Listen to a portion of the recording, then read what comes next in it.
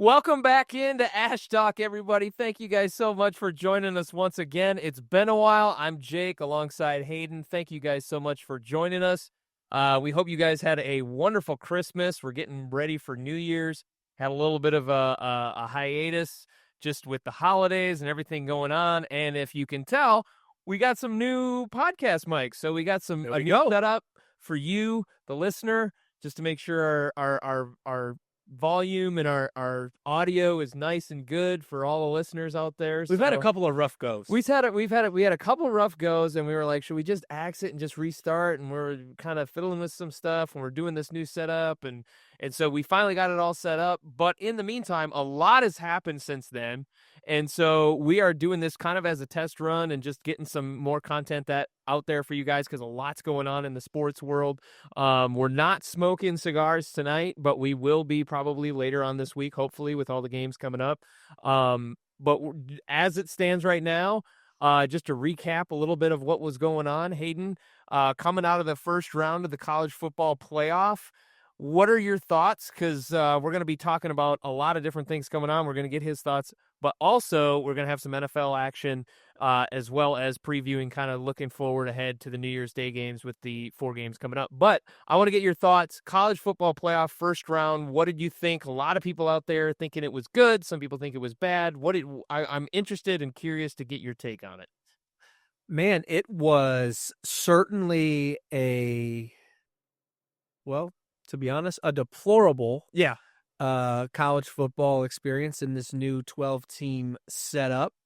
I think we're back at square one, what we were dealing with the 4-team playoff. It's the eye test versus the record versus the strength of schedule, and it's so hard, but here's the problem.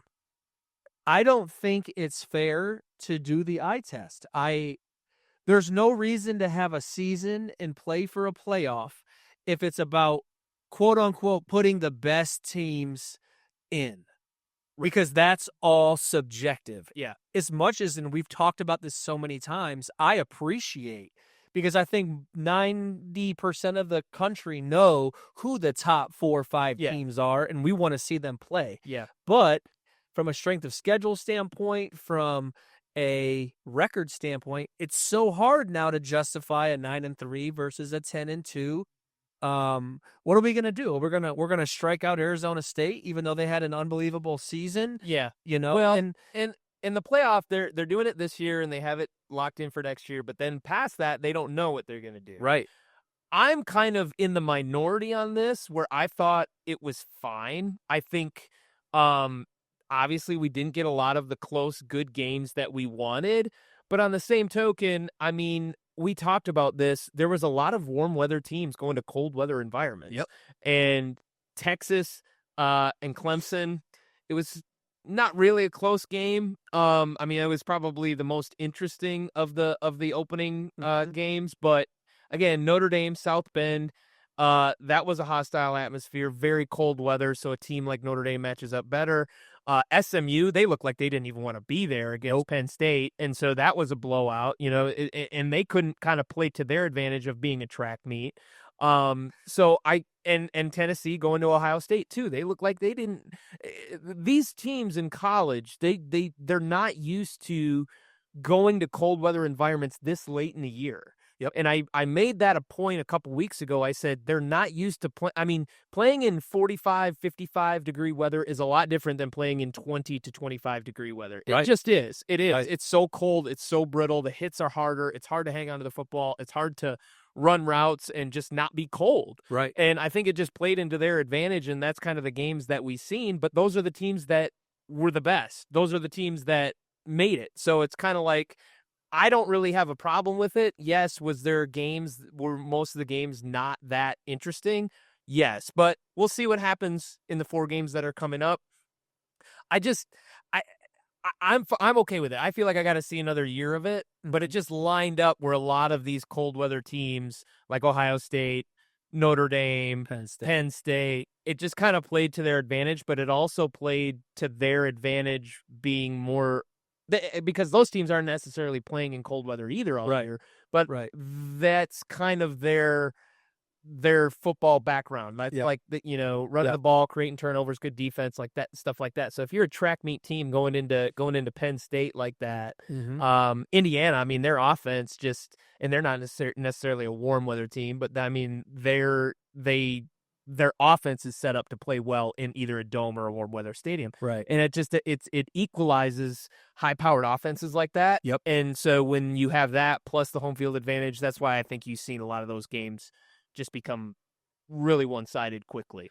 Yeah, I think I'm kind of landing in a similar place now. I've definitely been let's just put the best teams on the field and go. But at the same time, then what's the point of the season? But you know what?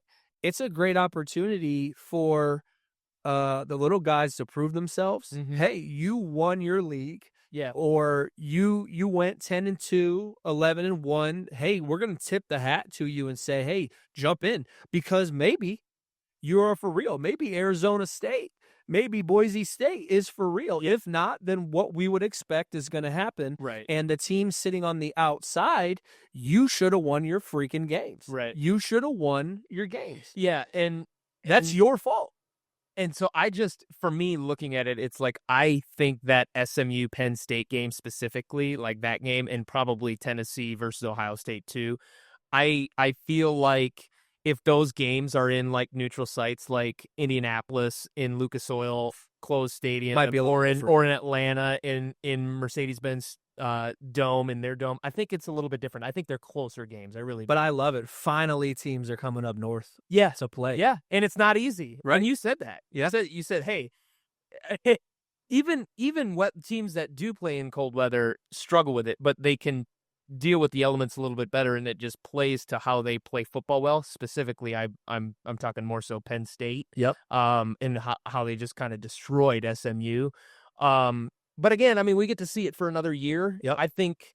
I don't really see anything wrong with it. We'll see how these next 4 games play. I think if these next 4 games are maybe a little bit closer, or maybe there's just one blowout instead of, all the games being over by pretty much halftime. Right.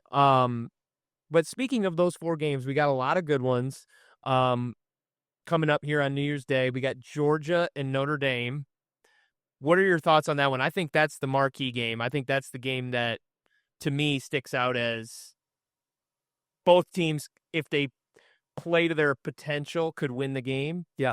What are your thoughts just with Notre Dame and Georgia? Because that's got like just the biggest question mark for me going into New Year's Day. I think for me, my thought on the game would have been different if Carson Beck was playing. Yeah. Now you have this backup guy coming in, and obviously you're recruited to go play at Georgia. Georgia's for real. Mm-hmm. So he's got to be a good quarterback.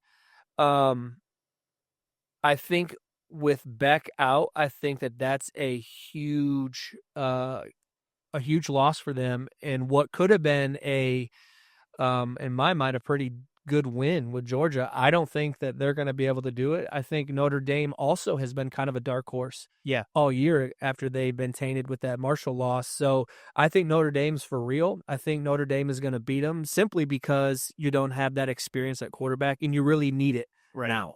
This isn't the time to experiment, and unfortunately they have to. And so I know it's next man up. Well, this is the show now. I think it very much benefits Georgia just with having that couple extra weeks to get him up to speed. I think if they were playing another game, right away, I think that could have been, So you think I think Georgia can pull it off. I think they can do it. I don't look at, I mean, Carson Beck wasn't just some great Heisman. You could almost, in big games, you could almost count on him for turning the ball over 1 or 2 times. The Georgia defense knows they're going to have to play flawless, which I think is going to be really hard on Notre Dame.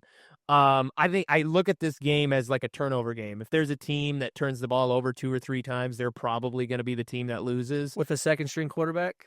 I believe in Kirby Smart. I believe in the defense, and I believe they can prep him enough to get enough production to play well.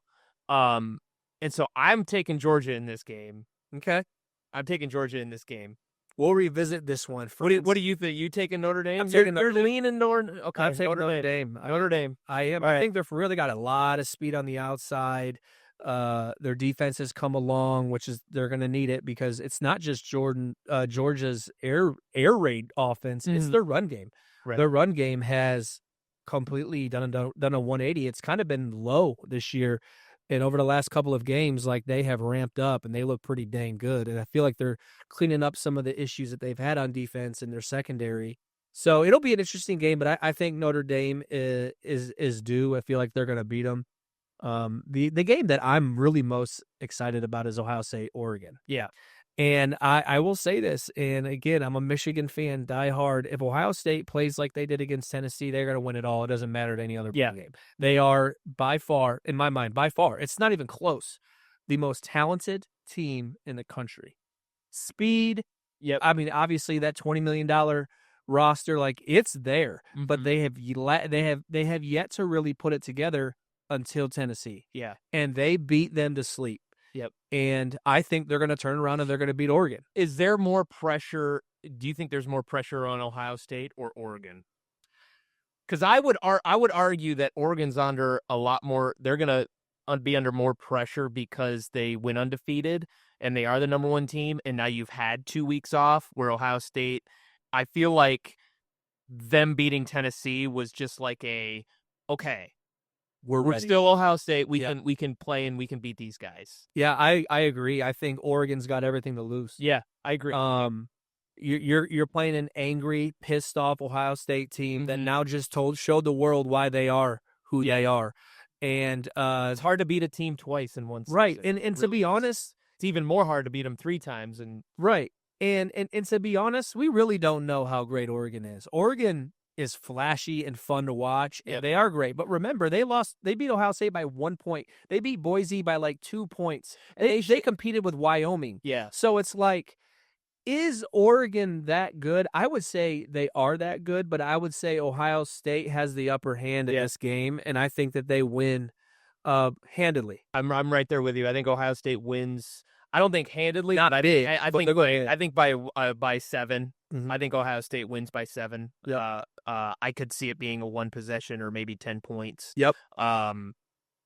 But Oregon, I mean, they've had a lot of time to prep too. We'll see. I think if Oregon wins this game, They win it all. they win it all. I think this is going to be their toughest test. Again, the winner of that game will play the winner of Arizona State versus Texas. I think Texas is. Yeah, we'll see. I just don't. I see this being a blowout. I really do. I see Texas this not being close. I've been wrong many, many, many times. I would love to see Arizona State just because they're a West Coast team. I would love to see them compete. They've got an Texas. unbelievable running back. They do. You just told he was interviewed a week ago. He said, "I'm the best running back in the country." Mhm. I don't even know why we're even having this conversation. Yeah. And if you watch film and you watch tape on him and you watch his games, and it's hard because you're playing West Coast football, but that dude is for real. Yeah. So we'll see. This is one of those opportunities though, where it's like if they you're for talked real, about, you deserve to be there. Yeah. You won. You're in. I think Let's find out. I think the playoff committee has to relook at Seeding. they hand out first round buys. Yeah. Arizona State gets blown out. Right. I think that's the big thing that people are talking about now is okay, Arizona State, they were the 12th ranked team in the country or 10th ranked team in the country and they got a first round buy. How are we going to fix that? Right. Because if they get blown out by Texas, it's going to be like, well, why did Texas even have to play? Right. Clemson. I mean, so there will be a lot of people watching that. We both like Texas in that game, I think. That's the one that I don't think is. You say Arizona State has a little bit more firepower. It might be closer than what you think, but you think Texas? Yeah, I think Texas is going to win just simply because of their strength of schedule and what they've proven. Mm-hmm. But I've been wrong as well. I think it would be so cool, to see Arizona State put themselves on the map. Yeah. They got a new coach who's excited to be there. He carries a ton of swag, and this has the setup of almost like that Indiana coach going to Notre Dame. It does. There's part of me that wants to see him do well just because he carries himself with a lot of swag, and I love seeing like mid-fringe schools do that. It's just because truly loves. they need to step out. They need to get recruiting. They need to do those drastic, bold things, and he's not afraid to do that. Yeah. So I just don't see it being close. I think this is going to be like a 35-10 drubbing. Texas just hammers it. And me personally, as a college football fan, I want to see Ohio State and Texas. Yeah. That's the game I really want to see to go to the national championship. It would be fun to see those two teams go toe to toe. Yep. But I think Ohio State would handle them. Yeah. But I don't know. It'll be interesting. Texas seems like they're firing up right now. But that I don't know. Arizona State, that's kind of what we had going into the first round. Yeah. With SMU, Tennessee, Clemson just coming off that ACC. We both agreed. We thought Clemson was like, okay, their ACC championship, that was their Super Bowl. Right. They're going to get crushed by Texas. They didn't really get crushed, but they got beat. I mean, they were handed. Yeah, they were outmatched. You Right. could watch the game and you could Right. see that they were outmatched by Yep. Texas. So that's going to be really interesting. New Year's Eve game. There's the only New Year's Eve game. Boise State versus Penn State. New Year's Eve night. The rest of the other three games are going to be on New Year's Day, but that game is going to be very interesting. Winner of that will play the winner of Georgia and Notre Dame. Yeah. Yep, that we just talked about. Coach Danielson at Boise State is. Yeah. So I'm pulling for Boise State just because there's not a lot of us Danielsons out there. That's right. That's right. Seeing how GD does, and Yeah. I think this is going to be a true challenge for Penn State. We'll see. I mean, we've been high on Penn State. They're just trying to get them to get over that hump, and this will be a true test. I think Boise State is way more for real. Not necessarily that they're going to beat Penn State, but I think they're way more for real than Arizona State. Yeah. And so I think this game is going to be really close. My heart is with Boise State. My head is with Penn State. What say you? Yeah, I feel like I'm in the same space. Boise State is for real. Mm-hmm. I think that they've been proven and they've been tested. All season long too. My son and I, we play, the new college football game, and we had like a mock game the other day, and I was Penn State and he was Boise, and Ashton Genty ran all over me for like 500 yards rushing, on my Penn State defense. I didn't like that. I said GD. I'm an idiot. GD, Genty, BJ guy. Yeah, running the ball, running the rock. Anyway, go ahead. You're playing with. I'm playing with West. West. He obliterates my defense for Penn State. He truly is the it factor. Gosh, dude, I think this is going to be really interesting. I would feel that Penn State probably has a little more depth and options. Mm-hmm. Got a couple of good receivers. You got an unbelievable receiver, tight end, quarterback, running back, whatever he is. They get him in space and he gets the ball. That white boy, the big old number 44. I always forget his name. But he's a dog. And then you got some just banger receivers that they have. So their defense is Penn State defense. So what Boise's been able to do just on the ground has just been unbelievable. I think that Penn State's going to see a team with a rushing game that they haven't seen yet. And so, although they did play Oregon, so I don't know. It's a toss-up for me. Part of me wants to pick. Part of me wants Penn State because they're Big Ten. Big Ten right now is eating bowl games. Yep. And again, not that it matters. They typically do though. Like during the season, like when it becomes bowl time, it's like the Big Ten just handles people. And I don't know why. I don't even know what the record is, but that's what it feels like. Is like bowl season. Big Ten does very well. Yeah, from a Big Ten fan, I would like to see Penn State. Mm-hmm. But from a football fan, I'd love to see Boise win. Yeah. You know what I mean? Yeah. So my heart's with the Big Ten, but it'd be cool to see Boise win. I think Boise State them winning on New Year's Eve solidifies Boise State or Arizona State solidifies the representation of teams outside the SEC and the Big Ten. Yeah. And I think that's huge. I think if you're a college football fan, you want parity, you want, more than just the same teams in the college football playoff. I think you were a big Arizona State and Boise State fan. I am just going to go with my heart and take Boise State. Yeah. I think Penn State, they struggle on the big stage and they struggle. And I think I think Boise State can get it done. Going to be a close game, I feel. I feel like Boise State wins by a field goal. You taking Penn State? As a Big Ten fan. Yeah, okay. Come on, man. I'm going to go Boise. You're going to go Boise? I'm going to go We're Boise. both going to go Boise. Yep, I'm going to go Boise. We're both going to go Ohio State. Yep. We're both going to do Texas. Yep. And you're taking Notre Dame and I'm taking Georgia. Yeah. Okay. Yeah.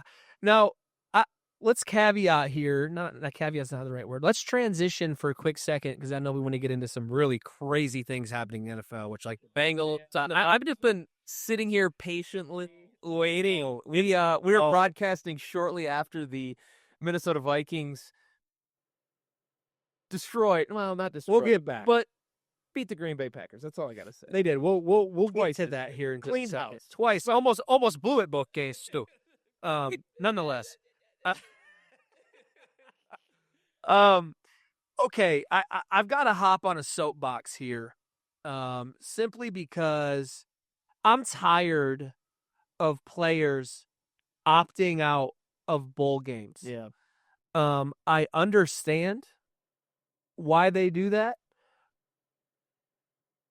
but I'm paying you to play. Mm-hmm. And I'm giving you a scholarship to come here, whether you're getting NIL or not. And to see these players opt out, to see the players play a couple of downs, and then sit the rest of the game like Cam Ward just did, played the first half, broke his record, and then just decided to sit the rest of the game, I think it's unbelievable. Yeah. All this entitlement, all this... I feel like that's why the College Football Playoff Committee almost feels like they have to they almost come from a position of they have to expand the playoff. Yeah. Just to get more of these NIL guys to actually play. I mean, you've seen that, but you see that in the college basketball realm too. Yeah. The I forget his name, but the coach of Miami, he took his team almost to the Final Four. Yeah. Literally, he's trying to prepare for a game. Yep. And he has almost his entire starting roster coming to him literally before the Final Four game and asking for more money. Yeah. Like, how do you coach these kids that are demanding more money, like, in the middle of and that's my problem. With the NFL, you have contracts, right? You have lockdown contracts. Yeah. And now you have players trying to use leverage in the middle of a season to try to get more money to stay. PJ Fleck, the news just came out with Calicomanis, Nathan Calicomanis. Samsonite. Yeah. I was way off. Came to him and said, I want to play, but I need this amount of money. And PJ said, No. And so now we have Max Prosper. And now they're using that as leverage in the middle of a playoff run. And coaches are like throwing their hands up like how, because there's no concrete contract. Right. They need to put in a structure, probably is my guess, of getting, you get this and then you get a bonus payout of this if you do this. Right. And those are structured in the NFL sometimes. Like if you get a playoff win, there's an extra $50,000 bonus. If you get, so there, the NIL, it's not, oh, you're going to just play for us for the season. It's got to be like almost like a bonus structure to be able to give these coaches some actual incentive to go win these games, because these kids are literally just quitting. Right. But that's the problem. Can they do that in the NFL? What's that? No. They can't just say, I'm going to sit. No. They have contracts. They have contracts, and they're getting paid millions of dollars for their game check, and they know the more they win, the more they're setting themselves up for the next paycheck, for the next payday. That's why a lot of times when you see players on prove-it deals, you're seeing that with Sam Darnold right now. You're seeing that with Cam Robinson, who's the left tackle, literally got traded from the Jaguars to the Vikings. He's playing out of his mind right now for left tackle. Why? Because he's on his last deal trying to get another deal. Right. And I think that's kind of what, and these players are all prepping for the big deal, Right. the big show, which is the NFL or the NBA, Mm-hmm. and they don't want to ruin that by getting hurt. And so I understand that, but there's got to be something where, and I truly believe the NIL is why Nick Saban left. It's Oh, why 100%. I think Bill Belichick will probably struggle. Yep. And why there's no, and why players are just literally putting their body above the team. Oh, yeah. And it's kind of like, how do you manage that? And there has to be something within the NCAA and the NIL and pay structure to incentivize these guys for higher stats or playoff wins or Well, something I just think to it's keep them on the field. Right. Well, it's horrible though. We've gone from an incredible college tradition football, a team about we, to it's all about me. Right. It's flip. What's flip? What's the point of talking team? What's the point of trying to make a run if it's all about that bag? If it's all about getting you to the next level and taking care of yourself? What are we doing? Right. There's no such thing as teamwork anymore. There's no Well, such thing as it's so building a culture when it's all about you and half your team's going to transfer within 2 years of being there. Right. It's terrible. There's no gotta, competition. There's gotta be nothing. There's gotta be a balance because, and that's why I say you have to incentivize the players. Because I'm all for. I grew up in a world where the college degree was your pay. 100%. Where you go to Texas and play football, you're probably getting paid money under the table anyway. Way go. And and there's boosters and stuff like that. And there were still players getting paid, like even though it was against NCAA rules. Some people got their hands slapped and stuff like that. But still, you have all these universities and the NCAA making all this money off these players and off these universities. But the only way they gave back was through college degrees, which, I mean, sets them up. Because, again, you only have 4 years in the NFL, and chances are you're going to make a few. I mean, most players, the average NFL 2 years or something? the average NFL career, if you're drafted within the first 7 rounds, is 4 years. That's Okay. the average. Yeah. Or it's like 3.8 years. It's like around 3 to 4 years. Right. Well, let's say you're an average player, you get paid $500,000 to $1 million a year. Mhm. Okay. Or let's say you just play out your rookie scale deal. That's all you do. And you had $3 million a year. Okay. So you ended with $12-15 million in your career. That's still enough to set you up. And you have a degree to go sell insurance for a couple $100,000 a year. But there's so many of these athletes that want to be superstars to get the bag to be able to have that generational type wealth. Yeah. And I get get that. And I get that you want to have that, but when you go to the NFL, that's the incentive. The Right. incentive is to play out your rookie deal to Right. get the major deal. So then instead of Cadillacs, you're driving Lambos. Like Right. that's what those players want, right? But there are some players that are just built different. In my opinion, Justin Jefferson is built different. Yeah. Okay, he played out his entire rookie scale deal. He's getting paid as the highest paid wide receiver, and he's still balling. Yep. Okay, that's a leader. That's Right. somebody that doesn't care, that really wants to win, wants to get paid, wants to take care of his family, course. wants to be the greatest of all time. Yeah. That's a different level mindset that I think a lot of these players coming up now have, where it's hard to find players that just really, truly want to win for their squad. They want to get paid. They want to get paid well. Yeah. But now it's transitioning to where they want that more above the team. Right. It's out of hand. Yeah. And they better figure this out quick. A lot of people are not wanting to watch football anymore, college football. And the bowl games are so bad. They're bad, dude. They're just the bowl games outside the college, even outside the college football playoff, and even take them out. They're just bad. If everyone's going to quit anyway. Exactly. There's no reason to have these bowl games, and that's why the college football playoff is like, well, we need the Duke's Mayo Bowl, so let's, they're paying us however, millions of dollars to have this bowl game. At least we can have it in the, college football playoff where actually players will play and people will tune in. Right. And so that's why they're thinking about expanding it. I don't think you need to expand it. I think you just need to. Sometimes less is more. Absolutely. Sometimes less is more. And I swear the NFL didn't play and win, but the NFL college football playoffs. The NFL did the same thing. They did the same thing after COVID. They had to have 7 playoff teams instead of 6. Yep. You didn't have 2 first-round buys. You only have 1, and it's just like you added all these games and players are quitting Yeah. because it's such a long season, and you got players not even going 100% because it's such a long, grueling season. Sometimes less is more. Yeah. And people just, but they're so addicted to that revenue. They're so addicted to that broadcast revenue that they can't let it go. They can't see that their product is better with less than with more. Yeah, I would totally agree.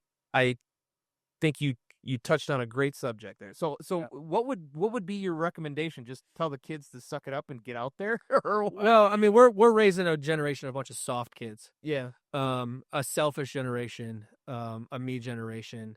Thanks, Boomer. Yeah, well, dude, It's every it's generation. unfortunate because that's going to roll out in their families. Yeah. That's going to roll out. You're going to have a bunch of arrogant, soft men in this world. I don't even want to get into that conversation. Yeah, but here's the thing.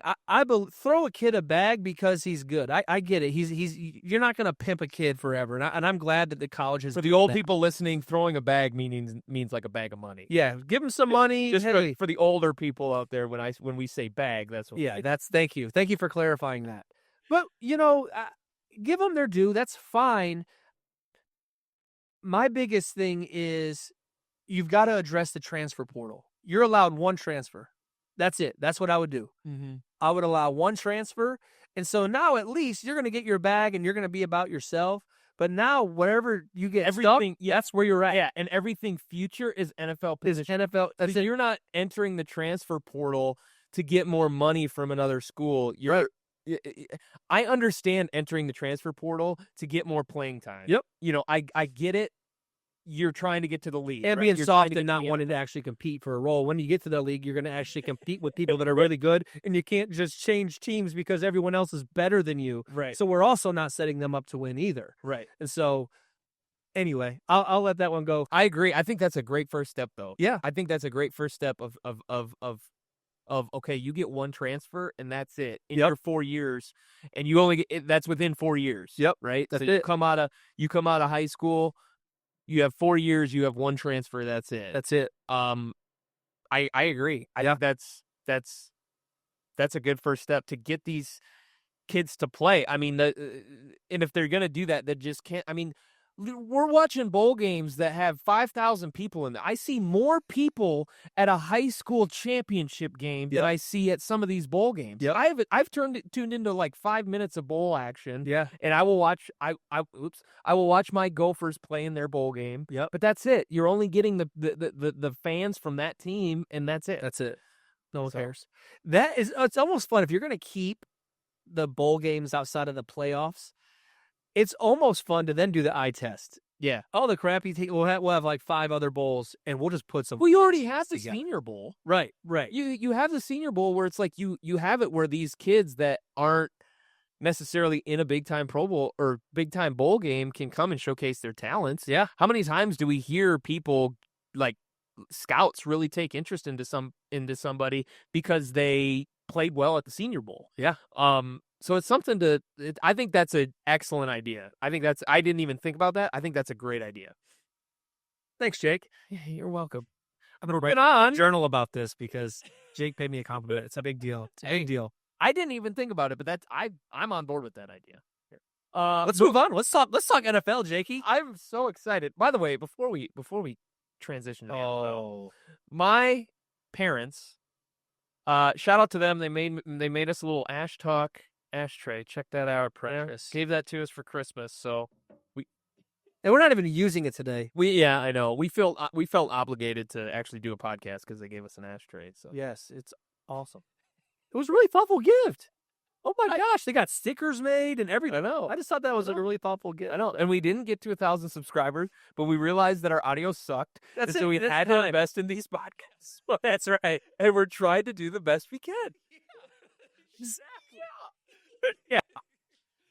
All right. Anyway, going to the NFL. Here we go. We are we're broadcasting here in chilly Michigan just after a Vikings victory against the Green Bay Packers, which is setting up. Let's just get into it. We're going to talk about it later this week when we do another podcast. Vikings go in, they beat the Pack, which sets up for the number 1 seed and the division next Sunday. Yep. against the Detroit Lions. Yep. I'm scared. I- I'm so nervous. I'm not nervous at all about it. You're not nervous? No. You think that? By the way, I said that if the Vikings host the NFC Championship game, I would take Hayden to the game. That's right. So that's becoming more and more a possibility. I'm not.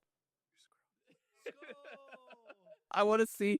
By the way, if that happens, we will go Instagram Live. We will go broadcast. We will take all of this studio equipment. We're gonna sit to Minneapolis. So we will broadcast. We will do an Ash Talk podcast. We will live stream Hayden doing the skull chant. Oh, with all my Viking brother and sisters. It'll happen. What are your thoughts on the game? I have a lot of thoughts, but I want to get you're all on board with this Vikings. Vikings team. I am. You watched the game. By the way, we had to be separated. I couldn't watch the game. I went into my basement, turned on the big screen, got a cold beverage, and just watched in my Chris Carter jersey. And Hayden's like, "Hey, do you want to come over and watch the game?" I was like, "No, bro, I'm locked in. I can't." Yeah, he was locked in. Well, if it was any other game, I would have probably came over. Yeah, this is a big. It's Vikings Packers, man. Yeah, this is where Jake has to do a lot of praying after the game, just due to some of the foul language that exits his body. Anyway, to the game. You know, I didn't watch it. I took a nap. Did you really? I did. I was so tired. Oh my! I was only gonna watch it if you were gonna watch it. I with me. can't believe you. Are you gonna nap on next week's game? No. You're gonna be all in on that. No, I'm all in. I took a nap because, dude, I've seen enough from the Vikings, dude. They're for real. And here's what makes the Vikings win against the Lions. Huh? Do they take the number 1 seed? Yes, they do, because they're like the one team in their division, and honestly, throughout the league, that's a top tier team that has a defense. Yeah. You know what I mean? It's very, again, they won 27-25. I can't stand this late game surges by these teams that were beating by 14, 17, 20 points. Yeah. Just have these late game surges. It's really annoying. It's something that's not sustainable in the playoffs. Nope. And now the loser of that game against the Lions, Vikings-Lions next Sunday, the loser will have 13 or 14 wins, depending on what Detroit does on Monday night, which has no bet. Lions can lose on Monday night, and they could still win the number 1 seed and the division. Eagles are out after losing to the Commanders last week. The losing team will have either 13 or 14 wins and will have to go on the road. Does the NFL need to change that? Oh. I think that sucks. It does, but I'm even with the Vikings, if they lose on Sunday, they'll have to go on the road. I'm still very much pro win your division, you get a home field game. So you could win. So you're saying you win 9 games? Yeah. Bucks are at 9 I know, wins. and they're about to win it. Falcons are playing behind us right now. No, I'm telling you this. If the Falcons win, they will overtake the Bucks, but both of them will have 9 wins. I would like to just see if they put a number like 13 wins or 10 wins and above or 11 wins and above. You would appreciate that. I mean, dude, you know how hard it is. I think you get 10, 12 wins. I think there's a way where because a number 6 seed will never have this. No. Like it's all on 5 seed. Right. Like if you're like maybe they put in like a position where if the 5 seed is 3 games or above better than the 4 seed, they get the home game. Right. Or something like that. Right. 6 and 7 seed, they're never going to have 13, 14 wins in 6 or 7 seed. No, it's just mathematically not possible. Right. So I could see them doing that. Will they do that after the Vikings? Probably, because they changed the overtime rules. Yep. Like literally right after the Vikings lost the NFC Championship game to the Saints because Brett Favre never got the ball. Yep. So seeing them change rules after something bad happens to the Vikings, not unordinary. So I'm very excited about next week's game. I think I agree with you. I think they could maybe put something in there. I still believe, though, in my heart of hearts, you win your division, you get a home playoff game. That's the way it's been. That's the way I believe it should be. Yeah. Going on the road with 13 or 14 wins sucks. Oh, it does. But that just goes to show how good our division is. It's an insane division. Oh my God. I think the Lions, the Packers, or the Vikings, those 3 teams, any one of them can win the Super Bowl. Yep. Any one of them. And I think the Eagles definitely can go to the Super Bowl and win it. So it's really down to those 4 teams. Well, their quarterback's And out now, too. unfortunately, 3 of the 4 are in the same division this year. Yeah, That's that just the way it's sucks. shaked out, Yep. you know? Yep. I don't see Atlanta or Tampa. They Yeah. might go on a run, but I don't see them going. I don't think they're good enough to actually go to the Super Bowl. Um, so we'll see. We'll see. I'm excited. I think I think the Vikings can do it. I think they have. The big thing about the Vikings is that they're actually healthy. Yeah, I got Ivan Pace Jr. back, who was in our middle linebacker. Yep. And if you notice when you watch the Green Bay Packer game, if you notice, as soon as the Vikings went up 10 points, soon as it was 10-3, Packers needed to pass. They knew they needed to pass to kind of get back into the game. Yeah. And that's where those quarterbacks struggle. The Right. Vikings play so well with a lead, except for late in the game. Yep. But the quarterbacks struggle because Brian Flores in that defensive side creates such confusion. The Packers really wanted to just run Josh Jacobs all day. Yeah. But the Vikings had the second best run defense in the NFL. So Right. something had to give there. Yep. And I thought Jacobs ran the ball pretty well, but Yeah. couldn't capitalize on points on some of their drives. Mhm. They got down, 7, 10 points, 10 points at half. Then all of a sudden the Vikings took the ball down and scored again. Now you're down 17. Yep. And it's like, okay, now we got to pass. That's where that defense wants to be. That's where it can Squeeze, baby. That's where it can cause get to the quarterback, get sacks, create turnovers, make 3 and outs happen. Yep. Stuff like that. So, and again, football is a momentum game. So you felt the momentum really start to go back Green Bay's way, leading 17 points late in the fourth quarter, and you only win by 2. It's a little bit. You got to figure it out. I feel A like missed field goal, a Mhm. short drive, a missed field goal. Justin Jefferson had an insane one-handed grab that got called back. It's just the way things shake out. You gotta, if the Vikings are gonna go to the Super Bowl, those things, those little things, that ticky-tack things that just led to the momentum slowly going to Green Bay's way, and then it just started picking up. Yeah. That type of stuff, you got to be able to capitalize on teams against like the Eagles, Detroit, if they play the Packers. A team that can score 40 points, it's gonna be tough. A team that you start doing that, you're gonna blow a game against a team like the Lions, who can score. Yeah. You know what I mean? When they're scoring 40, 50 points a game, Yep. you can't make those mistakes. Right. And so if Minnesota can learn when they put that squeeze on to hold it, oh my gosh, it's over. But I feel so often they've gotten away from all these games. Well, they just play. I mean, Kevin O'Connell is now, I think he's just surpassed with this game John Madden for the best record in one-score games. I mean, this is just what Kevin O'Connell does. He lives to play in one-score games and lives to do that. Yeah. And I don't like it. I don't like bad it. for my heart. Yeah. My Apple Watch is going off saying I'm about to go into cardiac arrest. But that's just the way they play. I mean, I felt pretty at ease that even when Green Bay got into it, I was like, man, the Vikings might choke this away.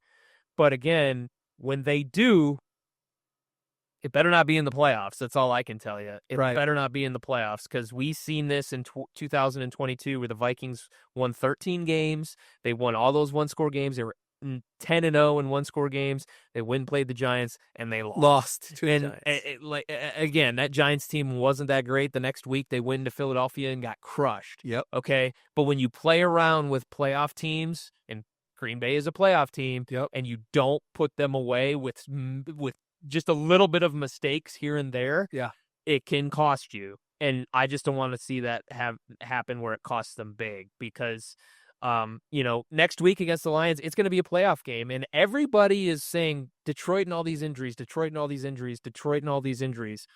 I believe that Aaron Glenn can create something to limit teams to just enough to where the offense can be enough for the Lions. I think it's a little over exaggerated. Well, they're playing third stringers. Yeah, but I disagree. I that defense is atrocious. What he's tried to dial up, it's bad.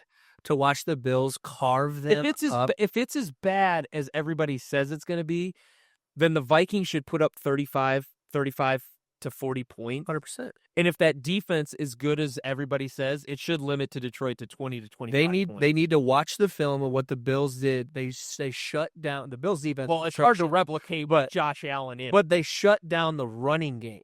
Mm-hmm. Completely shut down the Lions. Montgomery is now out right for the year. They shut them down. Mhm. So if you can shut their running game down, you're forcing old boy to throw the rest of the game, and he makes mistakes. Yeah. And so, and when you send the boys, Flores is no joke, man. No. Flores Blitz 40% of the time. right? And you don't know. I've never. Pressure. And maybe I'm a homer here, but I have never seen a defense look that schematically insane Yeah, than what he has. He had 2 defensive ends, 3 linebackers playing off the ball yeah, on one of those third downs. Like, it was just nobody knows what's happening. right. Nobody, it truly is a defense. There's no skilled defenseman in one position. No, It's a no-name. It literally is. Not to, there is a no-name defense already, but in the Cowboys, but like it really is. It's a positionless defense. Yep. And it's really, really cool to see Sam Darnold. I mean, do you keep him? To me, yeah, yes. yes. If he goes to the Super Bowl, you franchise him. You have to. If he McCarthy, goes to you the get rid Super of him. Bowl, but if he's one and done in the playoffs, it was fun, Sam. But I'm not going to tie up $40 to $50 million into another quarterback. This is what we just got out of with Kirk Cousins. It's what we just got out of. And JJ McCarthy, we don't know. Yes, he's a little bit unknown. But if you would, a lot of people said Sam Darnold didn't deserve the $10 million he got this year. Yeah, I think he does now. A little bit. Yeah. And so that still keeps the cap space to where you want it. I think I keep just- him now. I just believe in Flores because the Lions gashed us pretty good the first time we met. And a lot of crossing routes. Great. They had that running game. They had that running game going. Yeah, but the Vikings also had a defensive touchdown. So when you have a defensive touchdown, you can't count on those every week either. Nope. So, and if Sam Darnold would have gotten a first down, But the Vikings they've- offense has ramped up too, though. exactly. They've So they figured match some up. things out. They match up really well. And I Yeah. felt like we went toe to toe with them, even when they were pretty much fully healthy, Right. minus Right. minus Hutch. Right. Or I'm not sure if Hutch played. No, I don't No. think Hutch played that game. I think he was out hurt. Mhm. But it's gonna be fun. We're gonna talk about it more later in the week. But Yeah. you're all on board with this. I'm ready to watch. I want a Bills Vikings Super Bowl. I think it'll Okay, be so awful. first of all, Vikings Bills Super Bowl would feed generation. Oh my gosh. It would finally one of these teams could win it all. I don't even care who wins. Hey, I care. As a Bills fan, I don't even care. It'd be cool to see a team that's never won it to win it. My dad told me one time, he said, if the Vikings, he said, I would much rather lose in the NFC Championship game than go to the Super Bowl and lose. Right. He said, if they go, they have to win it because the old school Viking fan that has been through it all, that has been through those 4 Super Bowl losses, that has been through the 98 season and the Brett Favre across his body interception and the Blair Walsh miss and just like all of the Viking heartache, the Herschel Walker trade, the Hail Mary of 1975. Like there's so much with the Vikings. I've always loved the Bills because they went to 4 straight. Yeah. And And how'd they couldn't do get it this done? 4 straight? Oh, we lost 4 straight times. Yeah. Yeah, that was good. Love But that. I think America wants Bills and Vikings Super Bowl. That'd be so awesome. And I'm not out on the Lions yet. Everybody is doom and gloom on this Detroit team. I don't know, man. They win on Sunday. They get home field. Nope. They're not going to make it past first round. You don't think so? No. Nope. You Another don't too good think- to be true. So Lions if that's team. the case, you don't think Detroit wins another game this year? I mean, other No. than maybe Monday. Monday. But So they'll beat the Niners, but that'll be their last win of the season. last one of the season. They'll lose against the Vikings. They'll go on the road. They'll lose against probably Baker Mayfield or Michael Penix. 100%. Yeah. You can't have. I'm sorry. Injuries do have a big piece to this, and I know they're trying to bring some people in late here to try to help, but like, dude, they're not the Lions of the first 10, 12, 10 games. Yeah. They're not. Their defense is horrible. It's so funny to me. And now you're out your stud running back. It is funny to me to watch these Lions fans who have waited for this amazing season. And now they're like throwing their hands up like, oh my gosh, we're dealing with all these injuries and this is just so bad. Yeah, that's how seasons go. Right? That's I just the way it know goes. usually you guys wait till about, I don't know, Halloween, maybe even Thanksgiving, and then they've lost enough games where you guys check out. Right. But most of us that have been really successful but have Yeah. never won a championship, Yeah. that's what you deal with. Right. every single season. It's a Right. part of the game. Like, It is. they're almost like shocked this is happening, and it's like, no, this have they dealt with excessive injuries? Yes, I agree. I mean, agree. 20 I'm not doubting that. But these Lions fans are acting like this is like so unheardable. Yeah, and it's like, dude, get over it. Right. Sorry, but Vikings fans have been dealing with this crap for 60 years, man. Right. It is what it is. This next man up. Like, we'll see. By the way, I was getting ready for the game, and I'd seen they popped up. They popped up a little stat on the side. It said Minnesota Vikings, longest pro sports team in America without a championship. All right. We're due, baby. We're due, baby. Let's go. Let's go, Minnesota. And the go.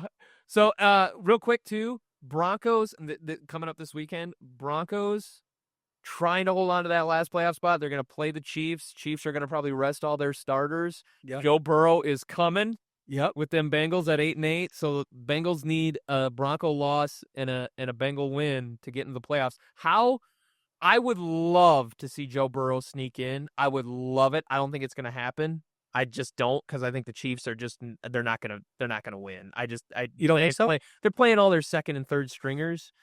Broncos are formidable, so I think they beat them. They're a rivalry team, so I will be so bummed though to see Joe Burrow just miss the playoffs. Dude threw 4 touchdowns and oh gosh, I love Joe. He is a total jerk. I love him, but he's got total swag. He bought the freaking Batmobile. Yep. I do stuff in Cincinnati from time to time, so I work in Cincinnati.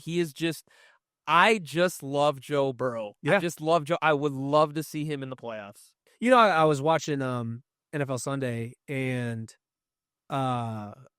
what's his name was saying, what's his name? Anyway, nonetheless. Rex Ryan? Yeah, he was, was it Rex Ryan? I don't know if it was Rex Ryan. Anyway, they were saying that, no, it wasn't Rex Ryan. Hayden's terrible with names. I'm really bad with names. Nonetheless, they said that he's the best player in college football. They said he's the best quarterback, would never trade him, would keep him. He's the greatest quarterback in the league. And I'm like,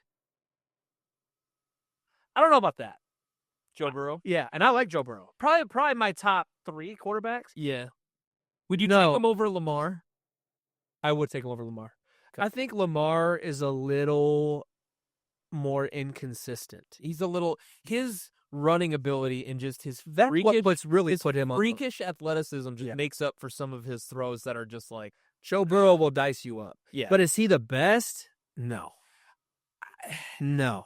I would look for this Bengals team. Sam Darnold's better. This Bengals team than Joe Burrow? No. He's not better than Joe Burrow. I would trade Sam Darnold and his condo in Minneapolis and everything he owned for Joe Burrow in a heartbeat. I love Joe Burrow. I believe he's the last true pocket elite passer in the league. I don't know, CJ Stroud. Yeah, but he's mobile. CJ's mobile. A little bit, not much. CJ's mobile. Patrick's not even as mobile as he used to be. You're an old man. But he's still mobile. And nonetheless, I don't think he's the best quarterback in the league. I would say if you said that, I wouldn't outright disagree with you. Do I think Josh Allen and Lamar I don't even like better seasons? Yes, but dude, that guy had a sieve for a defense for the majority of the year, and he's got them to 8 wins. I think he's been running for dear life. He's proven to the Bengals, look, you need to re-sign Jamar. That's what, you need to go get some defensive pieces so I can come back here and win you 13 or 14 games and take you to another Super Bowl. Right. Because I am that good. Yeah. That's been the whole talk, because he did that against a Broncos defense that's really good, in my opinion. But he's way better than Justin Herbert, way better than, in my opinion. Yeah. But anyway, interesting. So, do the Bengals have a chance? I mean, they have a chance, but we'll see. It doesn't matter if they get there; they're going to lose. I don't know. Joe Burrow, if he sneaks in, then he's got to play Josh Allen. That O-line is still, awful. Yeah, you know what I mean. He's playing with. I mean, he's running for dear life, and he's good enough to make plays, but how much longer is that going to work? I mean, it's been a crazy couple of games. They needed to do what they've done to get here to even have a shot in Right. playoffs. Right. But no. If they had won 2 more games, I think he's your MVP. Really? Yeah. I think him and Josh Allen are like 1 and 2 for MVP. Him over Lamar? Yeah. I just Lamar is really good though. I mean, it's hard. That's just my Joe Burrow favoritism showing. I mean, Lamar is probably more deserving, but we'll see. Who do you got for MVP? If I had a vote, I would put Josh Allen. I'd have to put Josh Allen. Yeah, I would. Right now. I mean, there's one more game to go. A lot of things are locked up, so the stats could look a lot They different. just won what, 40 to Yeah, 14 to, I mean, he's a freak. Dude's an alien. Finally, I feel like he's starting to. But here's the problem with Josh Allen, and I'm not going to get into this whole conversation. This is why I'm not a big fan of Josh Allen. I love him during the season. By the way, I'm a Bills fan. quick, you said you would trade Josh Allen for Kirk Cousins before the start of the year. I know. I did it, and I still would, maybe. Not this year. Poor guy. He's a half a billionaire. College age. But, yeah. Well, here's the problem with Josh Allen. Okay, great. You throw up these big numbers during the year, and then you blow it in the playoffs. He is yet to win big. Yep. He is yet to take him to the Lamar can't get to a Super Bowl either. They just won this. They just won. No. A couple of years ago. No, they haven't gone to a Super Bowl. Lamar hasn't. Ravens won a Super Bowl with Joe Flacco Oh, in 2012. Back in 2012, but Lamar, I think, got drafted in 2016, 2017, something like that. So, yeah, Lamar can't get to a Super Bowl. Josh Allen can't get to a Super Bowl. None of them can get past Patrick Mahomes and these Chiefs. And so tired of this. I'm ready for the Chiefs. I'm done with the rain. I'm done with it. Yeah. I think everybody is. I will say the NFL now has their villain. Forever it was Tom Brady and Bill Belichick and the Patriots. Now it is Andy Reid and Patrick Mahomes and the Chiefs. They are the NFL villain. And I think the NFL likes that. The NFL likes a team that everybody loves to hate because they will tune in to watch them lose if they do. And it's the Bama of the NFL. I am going to – do you have any final thoughts? No. I think – Okay. I'm going to leave with one more really hot take, and then we're going to say goodbye. Okay. Tom Brady is horrible as a color commentator. Dude, I've said that since the beginning. He is. I've tried to give him a few weeks. He's awful. He's to get like accustomed, get a little bit of rhythm. He just don't have it. No, he does not have it. No. I'm sorry, Jake. Why do you say that? What gives you the right to say that? Well, I called some high school football and high school basketball color commentators. Okay, so I've been around radio my entire life. I know good color commentators. He's not good. No. He's just not good. There's some things where he points out in the game that are very interesting. Yeah. That like only Tom Brady could really point out. Maybe Tony Romo could too. Right. That are very good. But his cadence, his rhythm, it's just awkward and like patchy and not smooth. It's not relaxed. Yep. It's just really bad. I almost feel like sometimes it's like he's just watching the game talking to somebody about, and I disagree with that. I feel like he needs to do that more. I feel like, what he says sometimes I'm like, that's not even a relevant thing to say. Maybe if you're just watching a game with somebody, you would say something like that, but it's not a relevant thing. To start the game, he said, "Yeah, the Packers have 3 losses, 2 to the Lions and 1 to I don't remember the other loss. The other loss was to the Vikings, who they were playing on the field. Yeah, like Tom. Yeah, and I feel like Tony Romo a couple of years ago, Tony started to kind of trail off too, and they said, Tony, you got to prepare more. Like you can't just like walk in and just like." Do like you got to do research on these players and stuff like that. And I feel like Tony's gotten a little bit better from maybe a year or two ago. And I feel like Tom has to prepare less. Like I feel like he just needs to be relaxed. Too much in his head. Yeah, like I feel like he's like a quarterback trying to hit moments and stuff like that. I think it's also hard for him because he's getting paid a boatload of he's getting paid a boatload of money, but there's a lot of pressure because he's the GOAT. And everyone wanted to hear him and to get in his head and there's just a lot of pressure I was just a quarterback, and now I'm a freaking analyst, sports commentator. Right. Like, and I'm not the GOAT anymore. Like there's good things like when he did some of Sam Darnold's reads on the linebacker, when the Vikings were bringing it down to try to kick a field goal at the end of the half, he said, "No, you got to call a timeout." And at the same time I was screaming at the TV, "Call a timeout." So it's like he has like good insights. Yeah. So like time management and stuff like that, he's very good at. Mhm. But it's just the overall cadence and just I feel like he's just too tense, and I felt that way when he first started, and I thought that was Tebow. uh, Awkward and but not a good but cadence or rhythm. Tim like and Tim's never done color, but like he's done ESPN and Right. stuff. Tim's more, but Tim is like passionate and like can do like get a point across without fumbling and stuttering and like stuff like that. And Tom is just struggling.